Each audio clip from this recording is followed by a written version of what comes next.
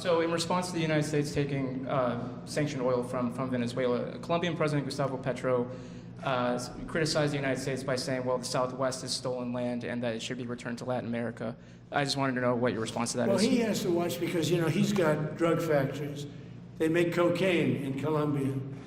And he's no friend of the United States. He's very bad guy. And he's got to watch his ass because he makes cocaine and they send it into the United States of America from Colombia. We love the Colombian people. I love the Colombian people. They're great people, energetic, smart, great.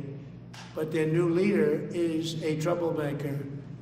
And he better watch it. He better close up those cocaine factories. They have at least 3 major cocaine factories. We know where they are. He better close them up fast, yeah. By the way, it's made and sold into the United States. Comes through Mexico. Thank you, sir. You've named Governor Landry to be new special envoy to Greenland. Yeah. What do you see that role entailing? And is it still your intention that Well, he Greenland called become me, part of the and, U.S.? he viewed Louisiana, the Louisiana Purchase. He said, I'm governor of Louisiana. And he said, I would love, I didn't call him, he called me. He's very proactive. He's a great guy. He's a deal guy. He's a deal maker type guy. And we need it for national protection. We need Greenland for national protection. They have a very small population. And I don't know, they say Denmark, but Denmark has spent no money. They have no military protection. If they say that Denmark was there 300 years ago or something with a boat, well, we were there with boats too, I'm sure. So we'll have to work it all out. But he felt very strongly, we need it for we need Greenland for national security. Not for minerals. We have so many sites for minerals and oil and everything. We have more oil than any other country in the world. We need Greenland for national security. And if you take a look at Greenland, you look up and down the coast, you have Russian and Chinese ships all over the place. We need it for national security. We have to have it. And he wanted to lead the charge. So we're making him, Marco, today, a special envoy to Greenland. Greenland's a big deal. Yeah. Can you give an update on the talks that took place this past weekend, and could a trilateral discussion of sort be the next step for Ukrainian, U.S. and Russian delegation? So the talks on Ukraine, Russia are going along.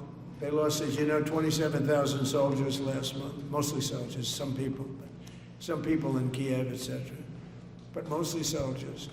And the talks are going along, and I say that, there's tremendous hatred between these two leaders. Between President Putin, President Zelensky, tremendous hatred, and I hope we can get it done. We are talking, talks are going okay, but I've solved 8 wars, and Thailand is starting to shape up. They started with Cambodia, they started up again, but I think, Marco, we have that in pretty good shape to have that stopped. So we stopped 8 wars, and I thought this would be in the middle of the pack, but maybe easy, but in the middle of the pack. But there's a lot of hatred between those two people, and when there's hatred, there's, But we stopped one war 38 years, one war 35 years, one war was going on for 32 years. And we stopped, think of it, we stopped a potential nuclear war between Pakistan and India. And the head of Pakistan, highly respected general, he's a field marshal, and also the Prime Minister of Pakistan said, President Trump saved 10 million lives, maybe more, by getting that war. 8 planes we shot down. That war was starting to rage. And he actually said the other day that President Trump saved 10 million lives, maybe more. So we solved all these wars. The only one I haven't solved yet is Russia, Ukraine. Are you still pushing for the Christmas Day deadline with Russia and Ukraine? And have you spoken with Putin or Zelensky or plan to push the deal? I'll do whatever I have to do. I mean, I'd like to see it stop. Look, we don't lose any money on that war anymore. Biden gave $350 billion, and who knows what happened to it. We now sell missiles, planes, all of the best military equipment. We sell it to NATO. We got NATO to go from 2% GDP to 5%. Nobody believed that to this day. Nobody's going to write that, but nobody believed it. And they take that money and they pay it to the United States for weapons. So we sell weapons to NATO. We sell full price. We sell weapons to NATO, and NATO takes those weapons and probably distributes them, but gives a lot of them to Ukraine. So we don't lose any money like we did with Biden. He was spending money like a fool. He was a fool. What he did to our country is so horrible. But he gave $350 billion between cash, gave a lot of cash, 350 between cash and weapons. You remember at the beginning of that whole thing, I gave them javelins. Javelins are the anti-tank busters. And President Obama at the time gave them sheets. I gave them javelins.